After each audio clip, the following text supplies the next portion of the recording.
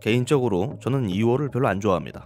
짧거든요. 그만큼 월말 캐스트를 더 바쁘게 수행해야 하기 때문입니다. 그런 의미에서 2월에 뜨거웠던 신제품 소식 시간입니다. 이달에는 어떤 신제품들이 있었을까요? 디몽크의 테크5 시작합니다. 삼성전자가 제게 빌려준다 했지만 빌리지 않았던 스마트폰이 첫 번째 주인공입니다. 갤럭시 S22. 사이즈 보니 울트라 모델이 가장 큰 변화를 겪은 것 같습니다. 그래서 울트라 모델만 소개하도록 할게요. 여러분의 시간은 귀중하니까요. 갤럭시 사상 가장 빠른 칩과 갤럭시 사상 가장 밝은 6.8인치 디스플레이를 지녔습니다. 개중의 TOP란 소리죠. 전체 스마트폰 중 최고라 말하지 않는 걸 보니 삼성치고 참으로 겸손한 태도입니다. 디스플레이 최대 피크 밝기는 약 1750니트, 120Hz 가변 주사율을 지원합니다. 밝고 부드러운 화면이 강점이에요.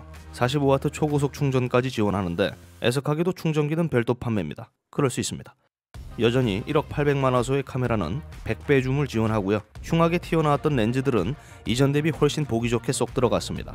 쏙 들어간 대신 카메라 자체 사양은 큰 변화 없어요. 물론 소프트웨어적으로 이전 대비 기능면에서 개선점은 있겠으나 단순 카메라 사양만 본다면 글쎄요. 바로 이전 모델을 사용 중인 소비자라면 카메라 하나를 위해서 S22 울트라로 기변할 이유는 없을 것 같습니다. 이번 울트라 모델에 가장 주목해야 할 점은 따로 있습니다. S펜. 그저 S펜을 지원해주는 개념이 아니라 기기 자체에 구멍을 뚫고 펜까지 넣어줬어요. 갤럭시 노트를 살린다 죽인다 말 많았는데 결국 죽이고 S22 울트라로 편입시킨 거죠. 지금까지 오랜 시간 오직 노트만을 기다렸던 분들은 이제 그만 포기하시고 S22 울트라를 구입하시면 되겠습니다. 256GB 기준 출고가는 145만원. S펜까지 껴주고 렌즈는 더 들어갔고 사양 올라갔고 디자인도 더 예뻐졌는데 가격은 변함없습니다. 웬일이지? 합리적 의심이 필요할 것 같습니다. 삼성전자가 무드등 달린 조그만한 프로젝터 프리스타일로 주목을 받고 있을 때 LG전자는 뭐하고 있었을까요? 시네빔을 내놓을 준비를 하고 있었습니다. 초단초점, 투사형 두 종류의 프로젝터를 동시에 내놨는데요. 투사형 모델은 화면 크기가 좀 더 커요. 하지만 일반적인 가정집에서는 초단초점 프로젝터가 훨씬 쓰기 편하기 때문에 투사형 버리고 초단초점 프로젝터 기준으로만 설명드리겠습니다. HU715Q 오직 31.7cm의 벽과의 거리만으로 최대 120인치 화면 투사가 가능한 4K 초단초점 레이저 프로젝터입니다. 벽 앞으로 바짝 밀어넣어 대형 화면을 투사할 수 있다는 게 장점인 제품군이죠. 흰색 바탕의 박스형 디자인, 전면 크바드라트 패브릭으로 마감해 북유럽 감성을 더했습니다. 이미 눈치채신 분들도 계실 텐데요. 2019년에 출시됐던 HU85LA와 외형적으로 큰 차이는 없습니다. 최신 기종인 만큼 크기는 좀 더 줄어들었고 전면 패브릭 컬러를 핑크 포함 3가지 컬러로 준비해줬다는 차이가 있습니다. 물론 기능면에서도 차이는 있습니다. 먼저 조도 센서가 탑재되면서 밝기를 자동으로 최적화하는 기능이 추가됐고요. 리모컨을 활용해 원격으로 초점을 조절할 수 있게 됐습니다. 2.2채널 40W 스피커는 덤이고요. 그런데 프로젝터의 본질, 근본이라 볼 수 있는 사양, 이 사양이 조금 더 떨어집니다. 싱글 레이저 광원, 최대 광량은 약 2500안시루멘. 나쁘진 않은데 듀얼 레이저 광원을 활용했던 전작 대비 꽤나 겸손해진 사양이라 볼 수 있습니다. 게다가 투사 거리도 이전이 더 짧았어요. 여튼 200만 대 1의 명암비를 갖고 있고 HDR10 지원합니다. 이전에는 지원하지 않아 난감했던 에어플레이2를 정식으로 지원하게 된 점은 꽤나 반가운 변화인 것 같고요. 그러나 HDMI 2.0만을 지원한다는 점에서 콘솔 게이머들에게는 그리 반갑지 않은 신제품이 될 것 같습니다. 괜찮아요. 게임하려고 이런 프로젝터를 사는 경우는 그리 많지 않거든요. 그리고 이전보다 가격은 저렴해졌습니다. 약 385만원. 이전보다 저렴하다고 했지 저렴한 제품이라고 하지는 않았습니다. 테크5 작업을 하다 보면 개인적으로 사심이 꼭 들어갈 수밖에 없는 그런 제품이 하나씩 있습니다. 이 녀석이 그렇죠. 델 에일리언웨어 AW3423DW 이름처럼 34형 1800R 공률이 적용된 게이밍 디스플레이입니다. 역시나 외계스럽고 미래적인 에일리언웨어 특유의 레전드 디자인이 아주 인상적인데요. 무엇보다 주목해야 할 점은 세계 최초로 퀀텀.닷 OLED 패널이 적용됐다는 점입니다. TV가 아닌 모니터에서 OLED 패널이 사용된 지는 얼마 되지 않았기 때문에 크기별로 뭐만 내놓으면 손쉽게 세계 최초 타이틀을 거머쥐는 감이 없지 않습니다. 특히 QD-OLED 같은 경우엔 더 그렇죠. 여튼 34형 QD-OLED 게이밍 디스플레이 세계 최초 맞습니다. 3440에 1400의 해상도, 최대 175Hz의 주사율, 평균 250니트, 피크 밝기는 최대 1000니트입니다.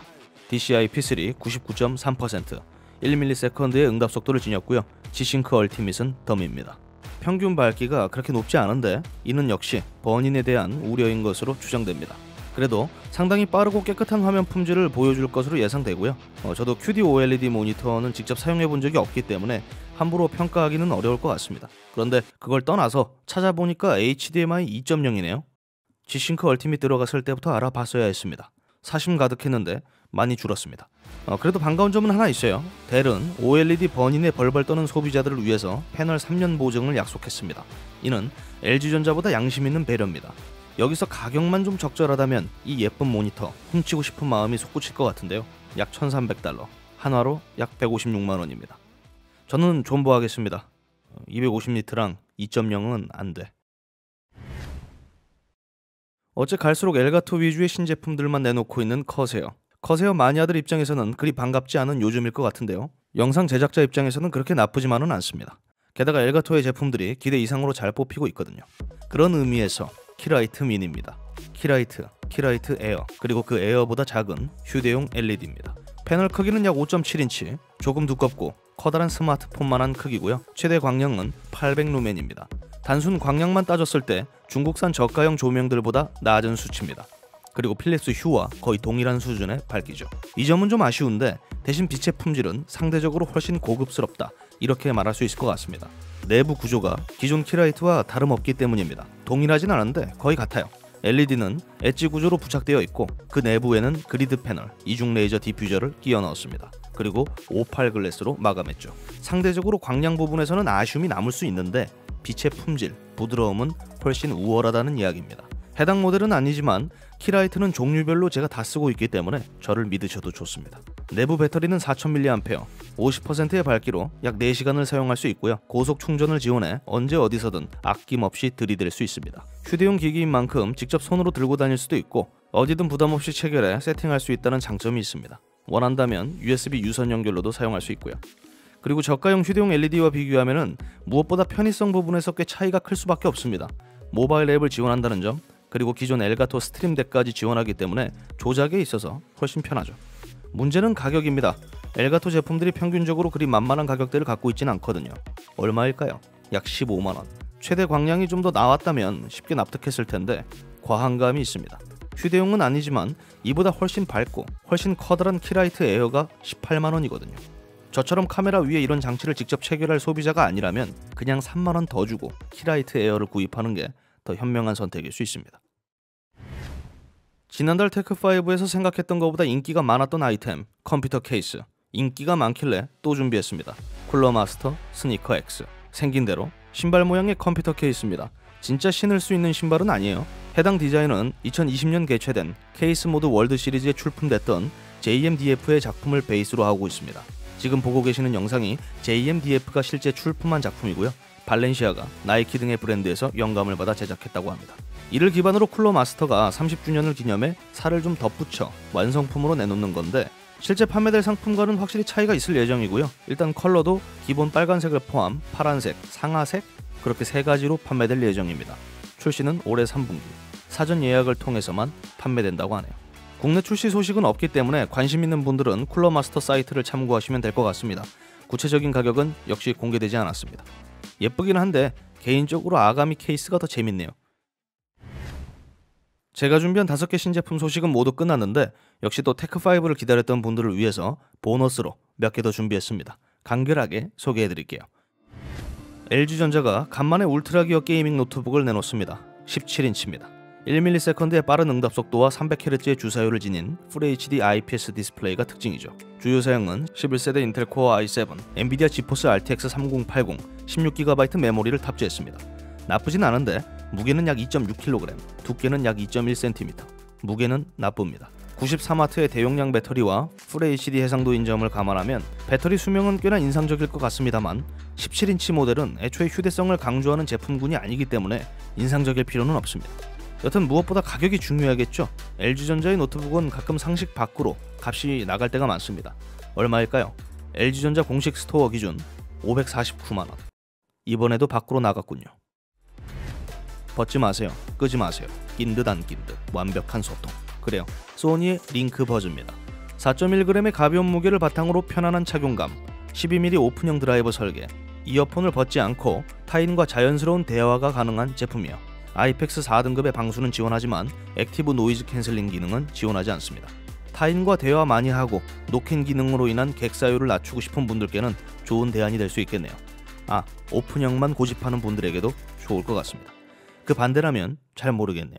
소니 버즈링크 약 23만원입니다. 파나소닉의 오리지널 플래그십 미러리스 카메라 GH5의 후속기 GH6가 마지막 제품입니다.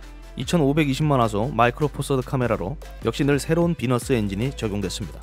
동글동글했던 외형은 풀프레임 라인업인 루믹스 S 시리즈처럼 좀 더 각지게 변모했고요. 그리고 루믹스 S1H처럼 내부 쿨링 팬을 집어넣어서 보다 안정적인 고해상도 연속 녹화가 가능해졌습니다. 그래서 제품 부피는 기존 GH 시리즈 대비 좀 더 커졌어요.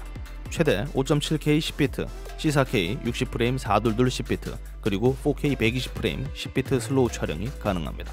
다양한 레코딩 포맷을 지원한다는 점은 예나 지금이나 강점이라 볼 수 있죠. 무한 레코딩도 마찬가지고. 그러나 역시나 저조도 촬영에 취약할 것으로 예상됩니다. 그리고 하이브리드 AF가 아닌 DFD AF 시스템을 아직도 사용하고 있기 때문에 이번에도 타사 대비 AF 성능은 큰 기대를 하지 않는 게 좋을 것 같습니다. 개인적으로 선호하고 많이 쓰고 있는 브랜드지만 카메라 초심자들에게 권장하고 싶지는 않습니다. 파나소닉 루믹스 GH6 $2200, 약 264만원입니다. 제가 준비한 이달의 신제품 소식은 모두 끝났습니다. 2월은 전자제품보다 비디오 게임이 더 박터지게 나왔던 달인 것 같아요. 하지만 그럼에도 역시 구입하고 싶은 제품들은 몇 있습니다. 여러분들은 어떠신가요? 하나 정도는 마음에 드실 거 아니야? 이상 디몬크였고요. 전 다음 영상으로 찾아뵙도록 하겠습니다. 감사합니다.